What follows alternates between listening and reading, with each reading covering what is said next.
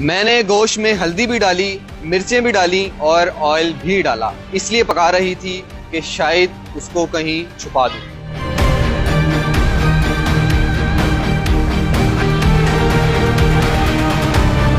कराची की ज़ैनब अपने ही शौहर का गोश्त पका रही।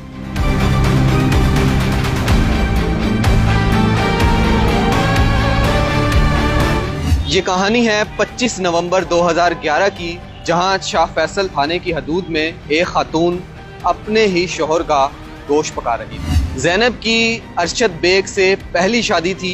उसकी वफात के बाद उसने दूसरी शादी अहमद अब्बास नामी शख्स से की। ज़ैनब के पहले शौहर से उसकी एक 17 साल की बेटी भी थी।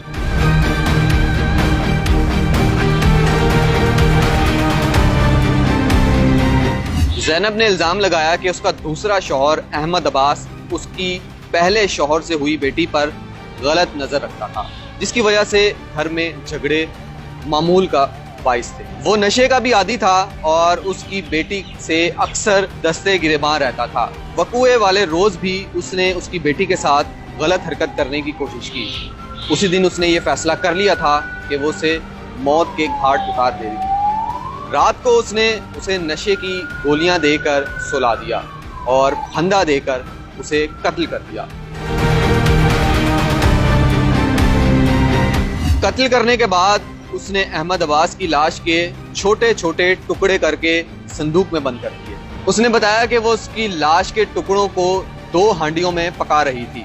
उसने हांडी में ऑयल भी डाला, हल्दी भी डाली और मिर्चें भी डाली। उसका इरादा था कि वो अपने शौहर के गोश्त को पकाकर उसे कहीं कचरा कुंडी में फेंक देगी, ताकि किसी को उसके घनौने फेल का इल्म ही ना हो। घर से ताफुन उठने पर अहले मोहल्ला ने पुलिस को इतला दी।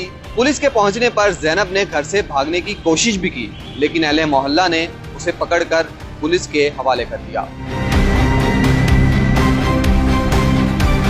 पुलिस की दौरान तफ्तीश ज़ैनब मुतमईन थी और बड़े ही इत्मीनान से पुलिस के तमाम सवालात के जवाबात देती रही, लेकिन जैसे ही उसकी बेटी का जिक्र किया तो उसकी आंखें नम हो गई। पुलिस हुकाम के मुताबिक उसने उसकी लाश के टुकड़े उसी की लाई हुई छुरियों, जो कि बकरा ईद पर कुर्बानी के लिए इस्तेमाल की जानी थी, उसी से उसकी लाश के टुकड़े किए।